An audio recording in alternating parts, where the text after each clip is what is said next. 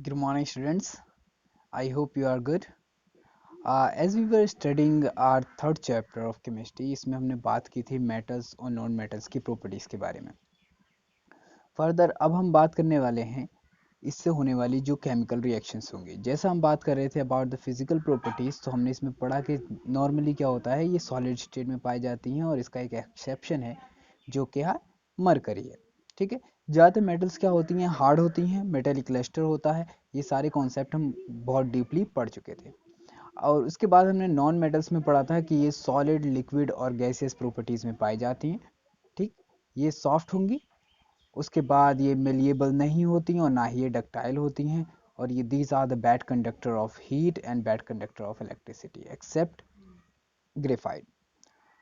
Next हम बात करने वाले हैं यहाँ पर कि about the reactions of the metals with the oxygen. तो as we discussed, like the metals reacts with oxygen and they form the metal oxide. Okay.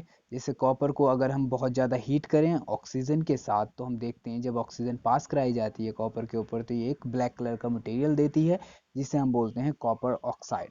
ठीक है. The same thing happened with the aluminium. When aluminium is heated and the oxygen is passes over it, it forms alumina. Alumina और aluminium oxides.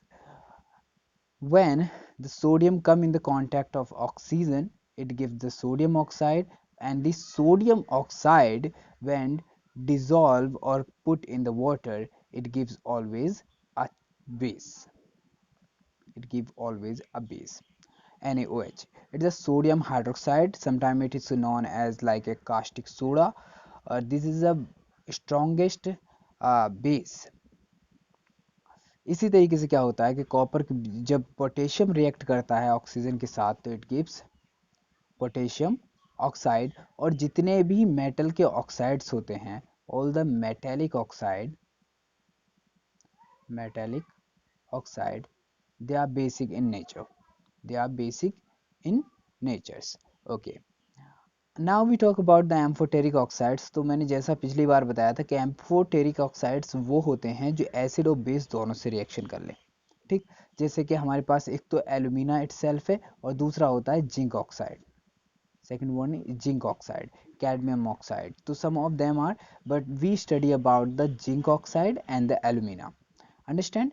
यहाँ पर आप क्या देखेंगे कि जब एल्यूमिना की हम एसिड से रिएक्शन करवाएंगे तो ये ऑलवेज देता है एल्युमिनियम क्लोराइड. ठीक है. लेकिन जब हम इसकी बेस से रिएक्शन करवाएंगे तब भी क्या करता है, ये रिएक्शन कर जाएगा और बेस से रिएक्शन करने के बाद ये देता है सोडियम एल्यूमिनेट.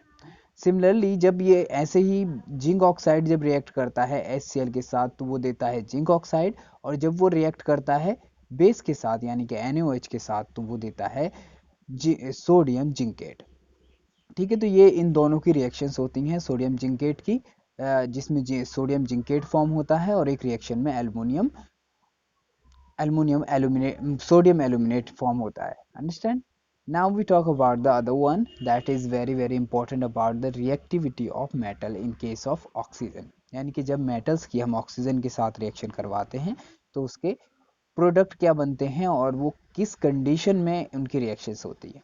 जनरली जब हम रिएक्टिविटी सीरीज जैसे कि हमने फर्स्ट चैप्टर में बहुत अच्छे से पढ़ी थी, उसके अंदर हमने क्या देखा था, पोटेशियम हमेशा कहाँ आता है, ऊपर आता है. ऐसे ही क्या आता है, सोडियम आता है. ठीक है. पोटेशियम के बाद सोडियम आ जाता है.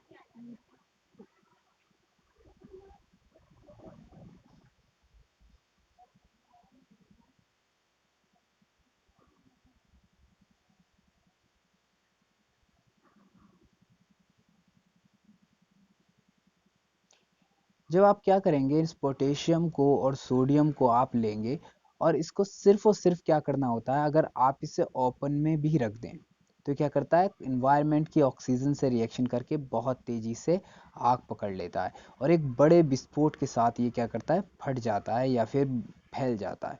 ठीक. तो ये ऑक्सीजन के साथ बड़ी आसानी से रिएक्शन करने के बाद पोटेशियम ऑक्साइड और सोडियम ऑक्साइड बना लेता है. सिमिलरली जस्ट टू सिक्योर और protected, it is kept in the kerosene oil. यानी कि इसको केरोसिन ऑयल में, पोटेशियम को और सोडियम को केरोसिन ऑयल में डुबो के रखा जाता है. सम टाइम अब जो पैकेट्स में आते हैं, मतलब जो बोतल्स में आते हैं सोडियम, तो जनरली उसमें क्या होता है, इसे ग्रीस से लपेट कर रखा जाता है. ठीक है. बट जनरली इससे पहले इसे केरोसिन ऑयल में ही रखते थे। अगर मैग्नीशियम की बात करो तो जब मैग्नीशियम को हीट करते हैं तो ये ऑक्सीजन की प्रेजेंस में क्या होता है, बर्न होने लगता है और एक बहुत ब्राइट फ्लेम के साथ जलता है। ठीक, ये एक्सपेरिमेंट जनरली आपने लैब में देखा भी होगा। इसमें क्या करते हैं, लैब के अंदर आपको छल्ले नुमा तार होते हैं मैग्नीशियम के, जिसे मैग्नीशियम रेविन कहते हैं हम।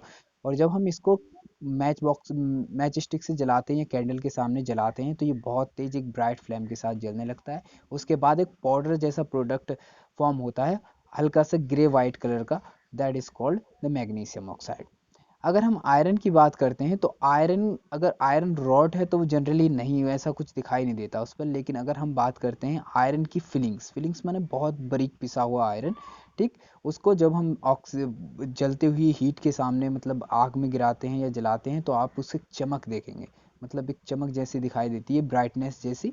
ठीक, जो ग्लो करने के बाद ऑक्सीजन से रिएक्शन करने लगता है। कॉपर की रिएक्शन हमने अभी देखी थी कि जब हम कॉपर को बर्न करते हैं ऑक्सीजन के साथ तो ये एक ब्लैक कलर की कोटिंग देता है, जिसे हम कोटिंग को कहते हैं कॉपर ऑक्साइड। नाउ सिल्वर और गोल्ड, ये बोथ द नोबल मेटल्स या कॉइन मेटल कहलाती हैं। कॉइन मेटल यानी कि जिनसे सिक्के बनाए जाते हों। इन मेटल्स की अगर ऑक्सीजन से रिएक्ट कराया जाए तो ये बहुत हाई टेम्परेचर पर भी ऑक्सीजन से रिएक्ट नहीं करती, because of that these are very secure metals. ठीक, some metals like magnesium, aluminum, zinc, lead etc form an oxide layer on their surface, यानी कि इनकी जो सरफेस होगी उसके ऊपर ये एक ऑक्साइड लेयर बना लेती हैं जब ये ऑक्सीजन से रिएक्शन करती हैं। जैसे एल्युमिनियम के ऊपर ब्लैक कलर की परत सी बन जाती है, जिंक के ऊपर थोड़ी ब्लू ब्लूइश सी कलर की होती है।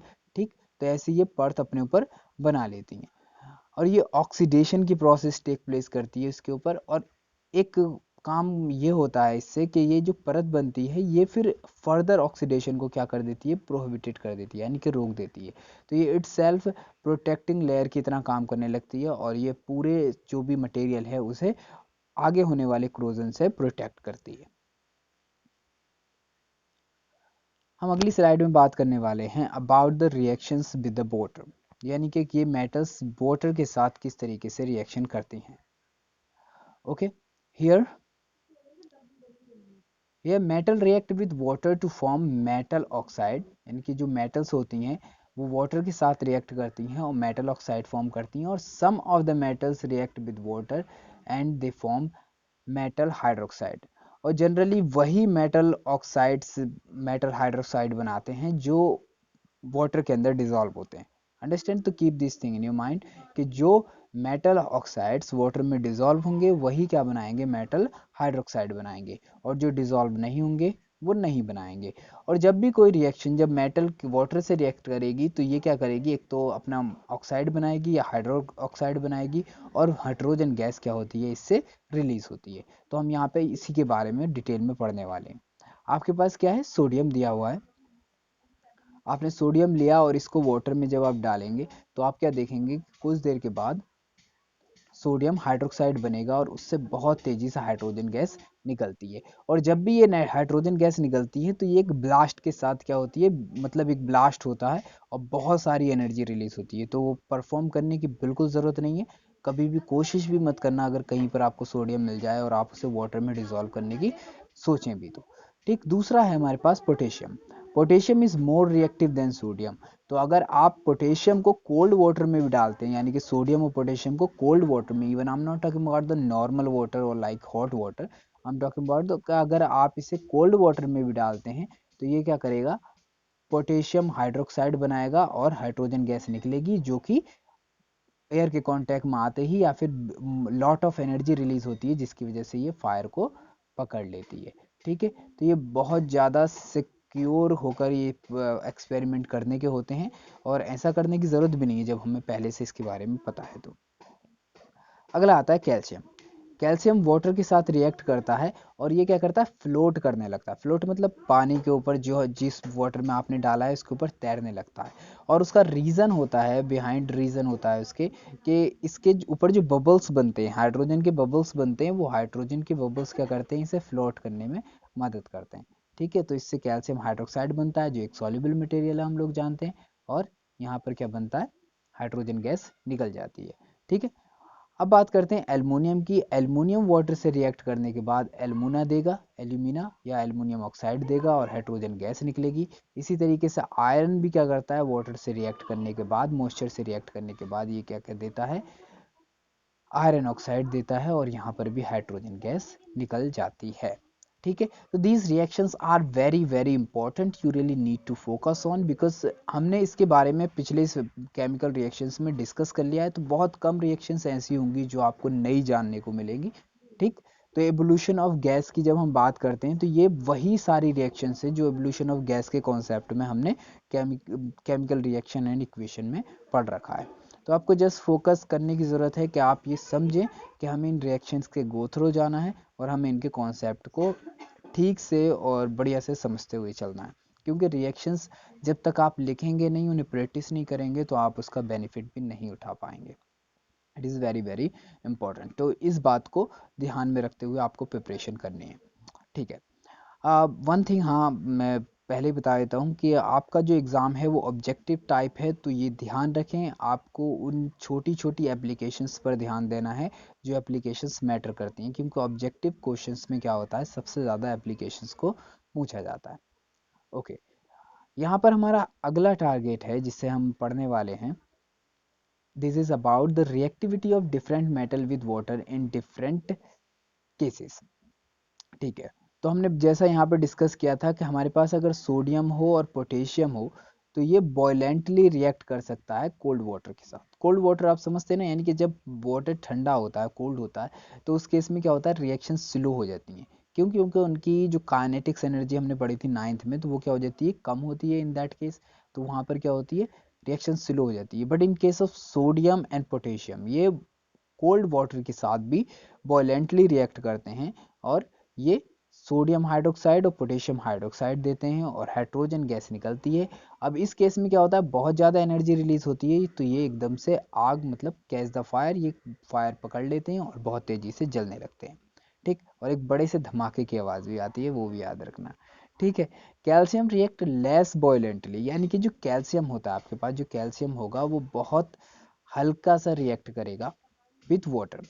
ठीक है, वाटर के साथ हल्के से रिएक्ट करेगा और ये कैल्शियम हाइड्रोक्साइड बना लेगा एंड वाटर कैल्शियम हाइड्रोक्साइड बना लेगा and does not catch fire, और इसमें क्या होता है, ये आग नहीं पकड़ पाते हैं। ठीक है, अगर मैं मैग्नीशियम की बात करता हूँ तो it react only with hot water, यानी कि अगर आपके पास हॉट वाटर है तभी ये क्या करता है, उसके साथ रिएक्ट करता है।